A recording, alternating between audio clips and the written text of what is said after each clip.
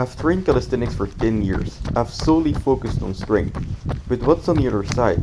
What can we learn from endurance? This is my journey to running a 70-kilometer ultramarathon in Japan. Okie dokie boys and girls, it is day 24 of Road to Shimanami and another run has been completed. 10 kilometers, or should I say ice skating, has been completed because it was quite hectic this morning, like plowing through the snow and then trying not to slip on the hardened ice. But I managed to get through it on pace because this week I'm kind of aiming to hold a 6:30 pace during my normal runs. And basically that's gonna increase a little bit by little bit, So last week I was doing 6:40 on the average run. This week it's gonna be 6:30. Next week it's gonna be 6:20. And as long as the pace is easy, which is to say I have to hold myself back as not to go harder or as not to go faster, that's gonna be a good pace to progress, because physically, or I guess I should say condition-wise, it's not hard for me to keep up the pace for 10 kilometers daily. At the moment, it's just my feet that are trying to catch up from pounding the pavements 10 kilometers a day. But the snow has been helping me actually, because in the last 3 days I had soft ground to run on, which was really something helpful. Like my feet are feeling better. I'm having hope again that perhaps I can reach 30 days in this challenge, and well, looking forward to seeing if it's gonna actually, if my feet are actually gonna heal, because that's gonna be the most important part, I plan on adding some intervals as well to go a little bit faster on some days, but in order to do that, first I have to make sure that my feet can handle a normal pace. So yeah, that's what I'm up to at the moment. Slow pace, but running far, and that's what's necessary for the Shimanami Cycling Road Ultramarathon. But anyway, that's it for the running update. Now let's talk about the handstand. Today I'm training for the one arm handstand, and when it comes to the one arm handstand, I've unlocked this movement before, and the way I unlocked it was basically with 5 easy progressions. So of course, when you're training for the one arm handstand, I expect that you are able to do a normal handstand already for like 20 seconds. But once you get that handstand for like 20 seconds, right, you can start to learn to shift your balance, right? So that's the first thing you have to do before you can move on to the progressions. But basically, you shift your balance in handstand to one arm by trying to push as far as possible with one arm and to try and pull the other shoulder away. And once you do that, right, you're going to move a bit to the left or the right, depending on which side you're doing the handstand on. But then you can move on to the 5 progressions, because as soon as you shift and you pull your shoulder away, there's a bit of leeway between your arm and the ground. So now you can put your 5 fingers, and that's your first progression. And basically the 5 progressions in the, towards the one arm handstand are just your 5 fingers, because first you do it with 4 fingers, then you take away your pinky or something, you have 4 fingers, then you take away another finger, you have 3 fingers. I do it with the middle 3 fingers, and then 2, 1, that's your 5 progressions. Because once you get to like 20 seconds of a handstand with 1 finger of assistance, on that 1 finger you're not able to put that much pressure, so you're kind of balancing already on one hand on that final progression. The steps, or like the step in difficulty between each progression is not that much. When you go from 5 to 4, it's not that much. When you go from 4 to 3, it's not that much. 2 to 3, it's not that much. If you can do each progression 20 seconds, you're gonna be able to do a couple seconds at least of the next one. But once you, it's small steps, but it's the small steps that matter, because once you get to that final finger, it's also just a small step towards, removing that hand, pulling away the finger. And basically on your way to getting 20 seconds with that final progression on the index finger, or whatever finger you want to use, a pinky is going to give you even less assistance, right? When you're trying to get 20 seconds on that final progression, you're going to notice that at some point, you're going to be balancing on one hand already. Your index finger is going to move away on accident. So that's basically what you want to get. So that's what I'm trying to move towards as well on the handstand training. Today I'm going to do 7 attempts. I mean, it doesn't really matter how much attempts you get, but I would say in general it's better to get more volume, but don't try to go to your max, because you want to be recovered, you want to be fresh to try it with the best version of yourself, right? If you're tired, you're not going to be able to try it with the best version of yourself. So, make sure that you are able to recover in between trainings, but that being said, try to do it as frequent as possible. So today I'm gonna be doing 7 attempts on each arm. I have like one set every 2 minutes, so it's 4 minutes, I guess, of recovery in between each arm. And well, basically, I plan to repeat that tomorrow again. 7 sets is not too heavy. Of course, my shoulders are gonna feel tired, but when you do a handstand, right, and you're not able or you're not used to the balance, yes, you're gonna feel tired. Yes, your shoulders are gonna burn, but it's not complete muscle failure because your balance fails before your muscles completely give out. So it's well, balancing is a perfect recovery day. I'll tell you that much. Anyway, let's get to it. 7 attempts.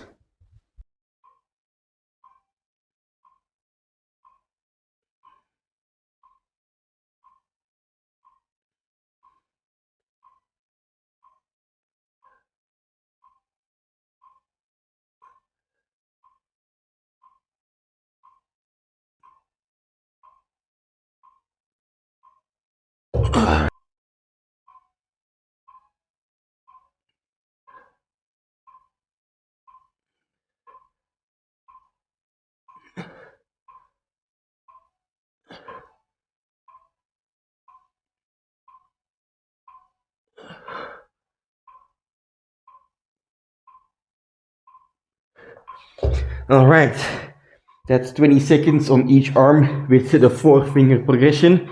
And I try to always do the previous progression before starting the actual progression I want to work on. So last time I succeeded in the 4-finger progression and then I moved on with 3 fingers. But today I don't start with 3 fingers because first of all, I want to make sure that I at least get one good set with good volume to, kind of get the movement again, right? To get the feeling again. So that's why I start with 4 fingers. And well, I'm not gonna move on to a new progression unless I get 20 seconds. But today, got 20 seconds on the first set. That's good. I think that means that I'm feeling okay today. So now I'm gonna use the remaining 6 sets basically to try and get some volume, some seconds in the 3-finger progression.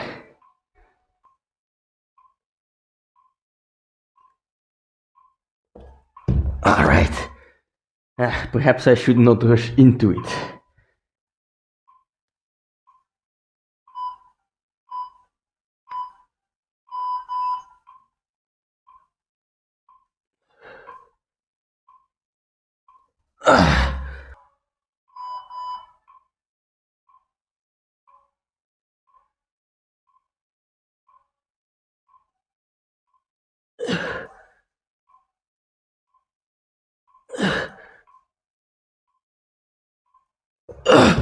All right, that's 8 seconds, but I was using all my power.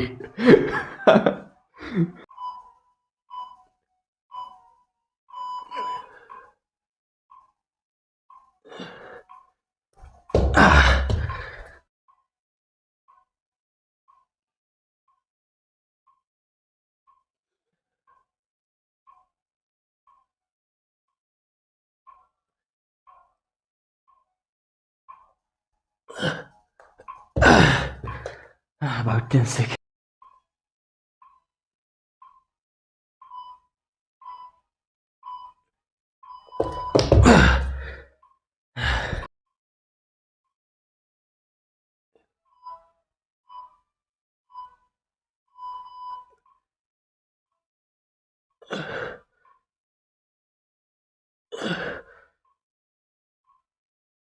Fucking hell!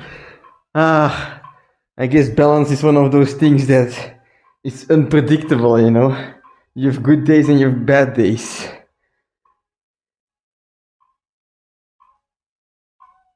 God damn it!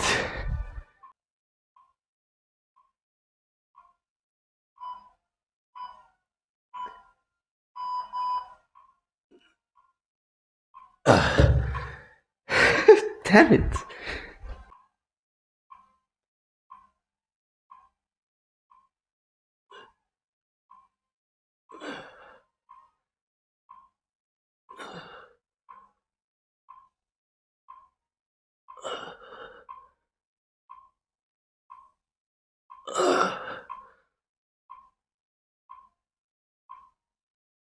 What the fuck?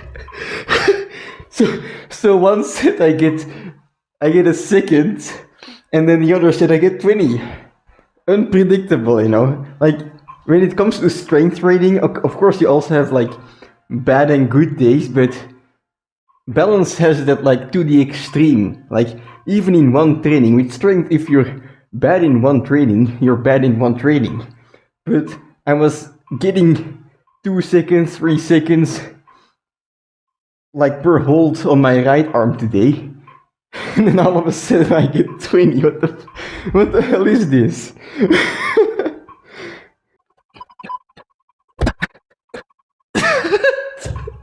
And then I get 0 on the left.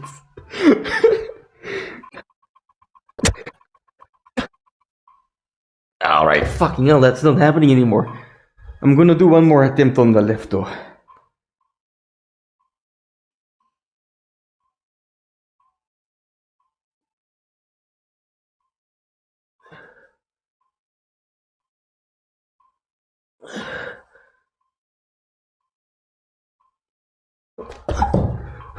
Ten seconds.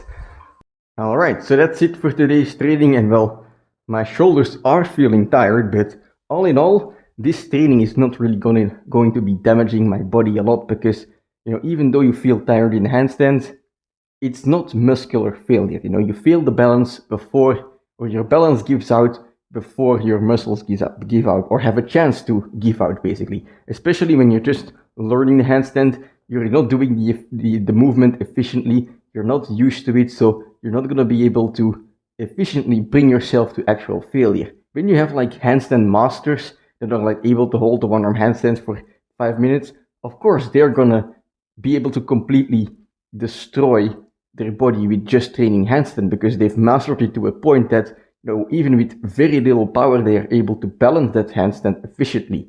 But when you're not used to it, you're kind of using a lot of power as well in order to keep your balance. Your adjustments are big, you have to spend a lot of energy, and when you're not able to do that anymore, well, you're just gonna fall over. So you don't have the chance to basically bring yourself to muscular failure. But that's perfect, because on these easy days, I don't want to destroy myself. I want to be as recovered as possible so that I can run more, right? And well, upper body is not really used in running, but even if you like destroy your upper body in training, it's also going to have an effect on your other training, right? On any other training you do, in my case, the running. So, you know, if I completely destroy my chest in a chest workout, the next day I'm going to feel it in the running. I'm going to be more tired because, well, not only my chest is destroyed, but also my CNS, my central nervous system. My body has to handle the recovery, and therefore it has less energy to, you know, basically give my legs. And, well, that's true for everything, right? Especially when it comes to bigger muscle groups. So when you, like, as a calisthenics athlete, if you are purely focused on skills, you can try this yourself. Go destroy yourself in a leg day. The next day, your skills will be way, way weaker, and even a couple days after, right? But that's why for me, the balancing at the moment, well, I think it's quite a good solution, because I'm able to give it my all and still reserve myself, because, well, balancing takes my everything, right? I have to really concentrate, and I can just try and hold as long as possible, but at the same time, I'm not efficient at it, so I'm not gonna make myself too tired. That's exactly what I want, right? I can go hard and save myself at the same time. But that's gonna be it for today's training. Like I mentioned, 5 progressions. At the moment, I'm on progression number 3. Hopefully tomorrow I can get 20 seconds on the left arm as well. And well, if it is a bit consistent, move on to 2 fingers, which would be kind of cool. But yeah, that's gonna be something for tomorrow. Now I'm just gonna have some dinner, and well, see you then.